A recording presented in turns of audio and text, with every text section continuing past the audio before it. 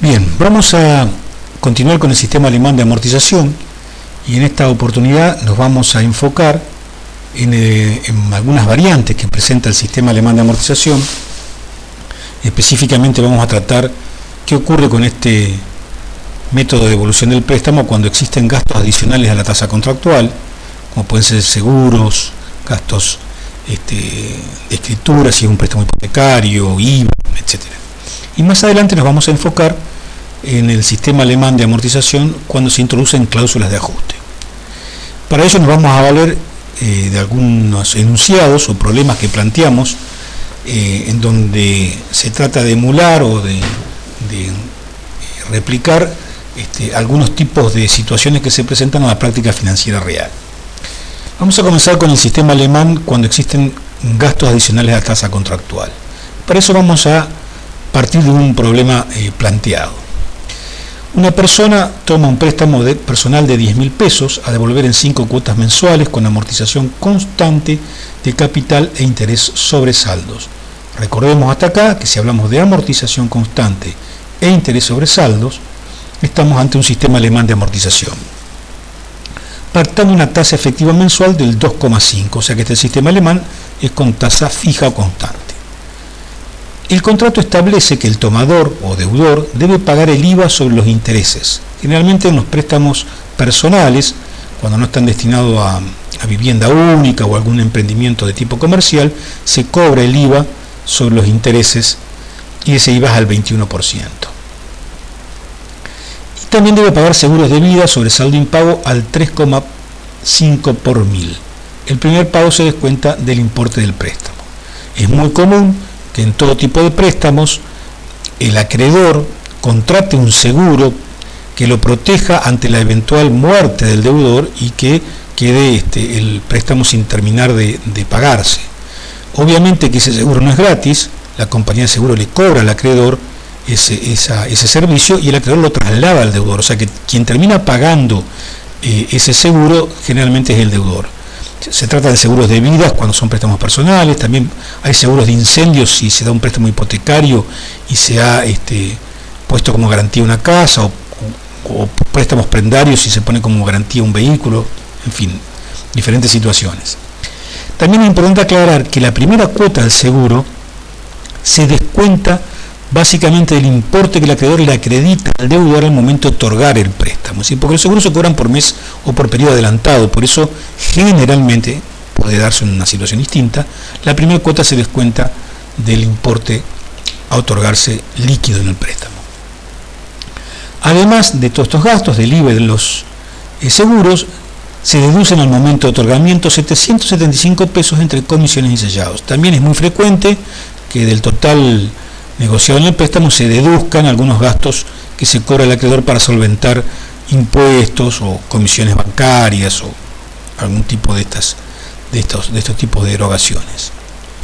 Bueno, repasando un poco, tenemos que B sub 0, que el valor del préstamo es 10.000, aunque luego el acreedor no reciba finalmente ese importe, ya vamos a ver.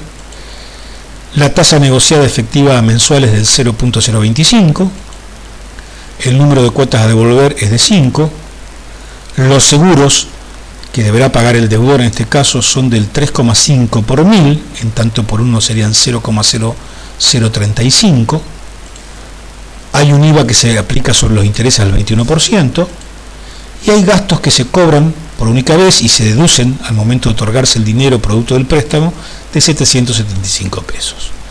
Con toda esta información nosotros podemos armar el cuadro de evolución del préstamo.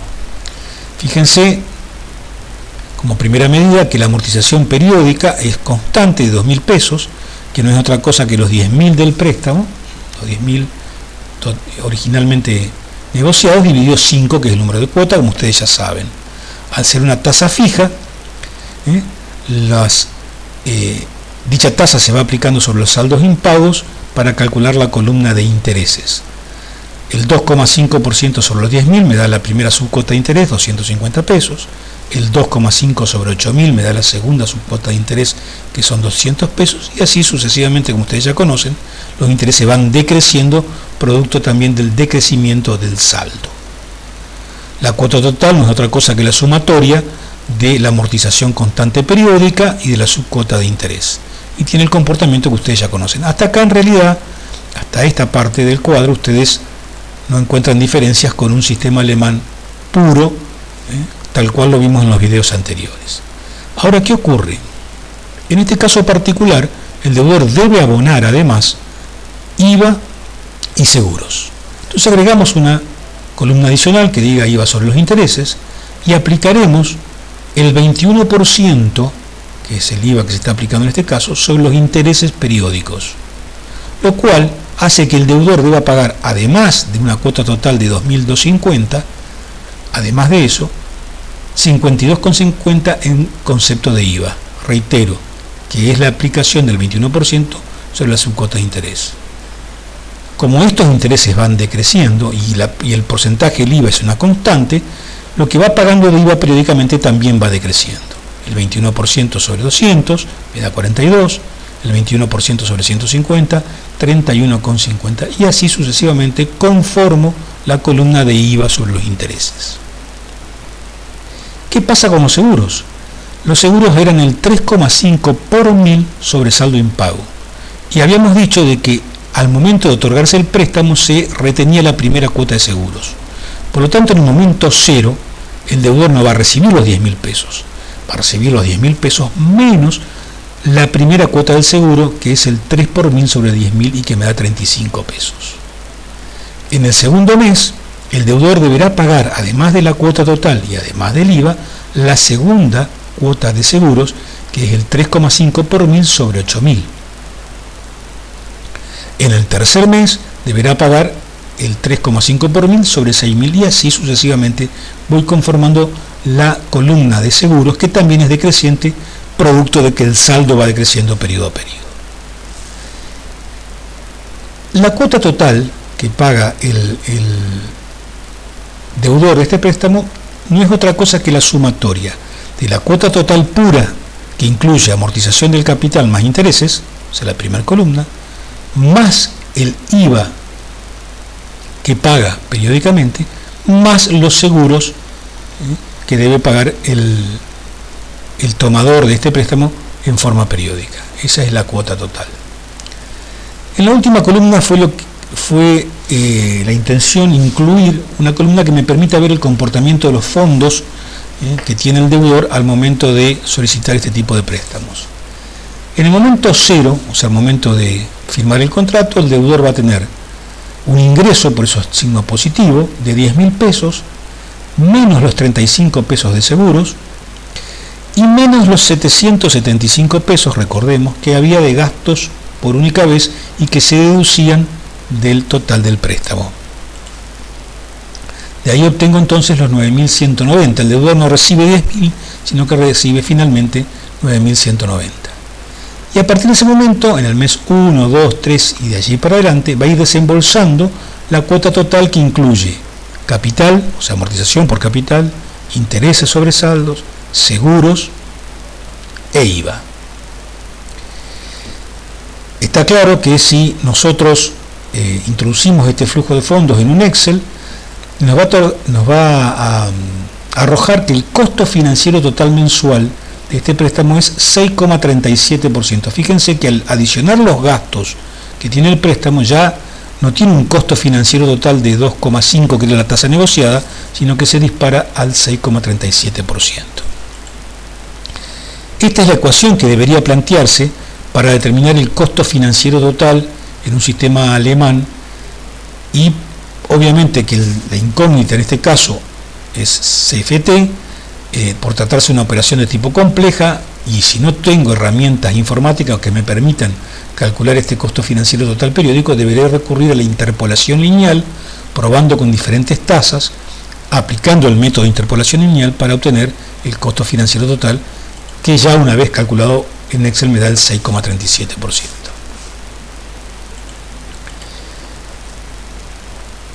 Es lo que ustedes tienen ahí al costado de la diapositiva. ¿Qué pasa cuando hay cláusula de ajuste? Vamos a otro caso. La empresa Romacer S.A. tomó un préstamo de 50.000 pesos a reintegrar por sistema alemán en 5 cuotas trimestrales, pactando una tasa nominal anual para operaciones trimestrales del 14%. Y me dice que toma para este caso 360 días. O sea que bastará con dividir el 14% por 4 para sacar la tasa efectiva trimestral. Además, el convenio establece que el capital e intereses se ajustarán según la evolución trimestral del IPC, índice de precio al consumidor, el que se comportó de la siguiente manera. Para el primer trimestre se aplica un 4,9% de variación trimestral, para el segundo 6,4%, para el tercer trimestre 7%, para el cuarto trimestre 8,4% y para el quinto trimestre 6,3%. O sea, esta fue la inflación trimestral de cada uno de los sucesivos trimestres por los cuales ha durado este préstamo. Bien, otra vez despejamos los datos que tenemos: 50.000 pesos el valor del préstamo, una tasa efectiva trimestral del 3,5%, producto de haber partido de un 14% nominal anual, y un número de cuotas de 5 trimestres. Bien, ahí abajo tenemos la conformación del cuadro. Fíjense ustedes que en el momento cero tenemos un valor histórico del préstamo de 50.000 pesos. Pero el deudor transcurrido el primer mes, va a tener que devolver la primera cuota de amortización ya con este valor histórico ajustado. Por lo tanto, los 50.000 pesos ajustado al 4,9%, o sea que la primera inflación trimestral, me da 52.450. Estos 52.450 es 50.000 por 1 más la primera variación periódica trimestral del IPC. Una vez que yo tengo el saldo ajustado al momento H igual 1, divido este saldo por 5 porque todavía no he pagado ninguna cuota, y esa será la primera amortización trimestral que voy a incluir en la línea número 1. Los intereses obviamente se calculan sobre saldo ajustado, o sea que deberé aplicar el 3,5% de tasa efectiva trimestral sobre los 52.450, que es el saldo ajustado. Me va a dar 1.835,75. La cuota total sigue siendo la sumatoria de las dos subcuotas, amortización más intereses. Al transcurrir o inmediatamente de haber abonado la primera cuota trimestral, lo amortizado en ese momento es 10.490, que es lo que aparece en la columna de amortización periódica. Y para determinar el saldo histórico, ¿qué tengo que hacer? Restarle a este saldo ajustado de 52.450 la amortización periódica del primer periodo, lo que me da 41.960. Entonces, inmediatamente de pagar las segundas cuotas, ya han transcurrido 2 meses del préstamo. Este saldo ajustado luego debo nuevamente ajustarlo ahora por la segunda variación del IPC. 41.960, que era el saldo ajustado al momento inmediato de pagar la segunda cuota, por la segunda variación trimestral, que es el 6,4. Me da finalmente 44.645,44. Entonces estoy en condiciones de calcular la segunda devolución de este préstamo. Tomo este saldo ajustado de 44.645,44 y ahora lo divido por 4 porque ya había pagado una cuota antes. Y eso me da 11.161,36, que es la amortización de la segunda línea o del segundo mes. Los intereses, nuevamente, será la tasa del 3,5% aplicada ahora sobre los 44.465,44, me da 1.562,59. La sumatoria de ambas subcuotas me da el pago total, o la cuota total, desembolso total de 12.723,95. Yo les aconsejo que me vayan siguiendo con una calculadora para ir corroborando la información. Bueno, el total amortizado una vez pagada la segunda cuota será lo que teníamos amortizado al momento 1, que era 10.490, más lo que acabo de cancelar de capital, 11.161. Y me voy a la segunda línea del saldo histórico. Ese saldo histórico será el resultado de restarle a 44.645,44 los 11.161,36 que pagué en el segundo trimestre. Esto me dará 33.484,08, que vuelvo a ajustar ahora, antes calcular el tercer pago, ahora con una variación del 7%. Y así sucesivamente. Entonces, acá hay que poner especial atención que para conformar este saldo ajustado, yo previamente debo restarle al saldo ajustado anterior la amortización que realicé en cada uno de los periodos, para luego aplicar el factor de corrección periódica que corresponda. ¿Cómo puedo comprobar yo que he realizado bien el cuadro y que no he cometido un error? Por ejemplo, si yo quisiera calcular en forma directa la amortización pura o la cuota de amortización del tercer periodo de este sistema alemán ajustado, ¿qué debería hacer? Debería tomar los 10.000 pesos, que es la amortización que hubiese tenido que poder pagar si no había cláusula de ajuste. Recordemos, vuelvo para atrás, que el préstamo era de 50.000 y se devolvía en 5 pagos, o sea que si no hubiese habido ninguna cláusula de ajuste, la amortización periódica hubiese sido 50.000 dividido 5, 10.000.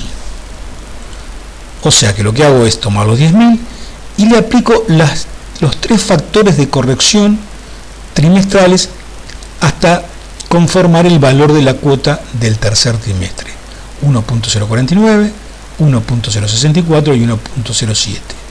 Lo que me está indicando que la amortización del tercer trimestre debería ascender a 11.942,66, que es lo que me arroja el cuadro. Bien, ¿qué pasa con el costo financiero total cuando aparece este tipo de contrato con cláusula de ajuste? Bueno, hay dos formas de medirlo. Una forma es la denominada moneda heterogénea y otra el costo financiero total con moneda homogénea. Obviamente que si estamos hablando de moneda heterogénea, estamos hablando de monedas de diferentes momentos en donde no se le ha traído el componente inflacionario a los valores nominales que conforman el flujo de ingresos o egresos de una determinada operación financiera. En este caso particular, yo lo que hago es plantear una ecuación que me permita calcular el costo financiero total periódico a partir de los valores nominales en cada periodo. El deudor recibió 50.000 pesos en el momento 0, pero debió pagar 12.235,75 en el momento 1, 12.793,95 en el momento 2 y así sucesivamente. Todos estos valores no están incluyendo un ajuste y no están deflacionados al momento 0. Por eso decimos que son momentos heterogéneos, o estamos midiendo la moneda en diferentes momentos. En este caso particular, el costo financiero total se va a 9,95% trimestral, cuando yo había negociado una tasa del 3,5%, si ustedes recuerdan. Este salto que pega el costo financiero total es producto de trabajar con valores nominales que no han sido deflacionados y llevados a un mismo momento, como pueden ser los 50.000 pesos. Ahora bien, en moneda homogénea significa trabajar todos los valores a un determinado momento y ajustar por inflación cada uno de esos valores. Si no se hubiese pactado ninguna cláusula de ajuste, los 50.000 que recibe el deudor deberían producir el siguiente flujo de fondos: en el trimestre 1, 11.750, en el trimestre 2, 11.400, en el trimestre 3, 11.050 y así sucesivamente. Yo lo que aconsejo acá es que ustedes armen el sistema alemán de amortización olvidándose de las cláusulas de ajuste y van a ver que estos son los valores nominales con los que se va a enfrentar un deudor que toma un tipo de préstamo de estas características. Pero también es lo mismo llegar a cada uno de estos valores que implican los pagos, deflacionando cada uno de los valores que arroja el cuadro de marcha con sistema de ajuste o con sistema alemán con ajuste. En este caso particular, si yo cargo este flujo de fondos en un Excel y ejecuto la función TIR que me permite calcular el costo financiero total periódico, voy a arribar a que ese costo es el 3,5%, que no es otra cosa que la tasa negociada en el sistema alemán. Recordemos que en un video anterior habíamos dicho que cuando no había cláusula de ajuste ni gastos adicionales, el costo financiero total en el sistema alemán era igual a la tasa negociada, porque los intereses se calculaban sobre saldos. Bien, para finalizar, siempre recomendamos la lectura del libro Matemática aplicada al cálculo financiero de Duner, la tercera edición de 2018, y este tema se encuentra en el capítulo 10, en el punto 5, y les aconsejo leer las páginas 232 a 240. Bueno, muchas gracias y será hasta el próximo encuentro.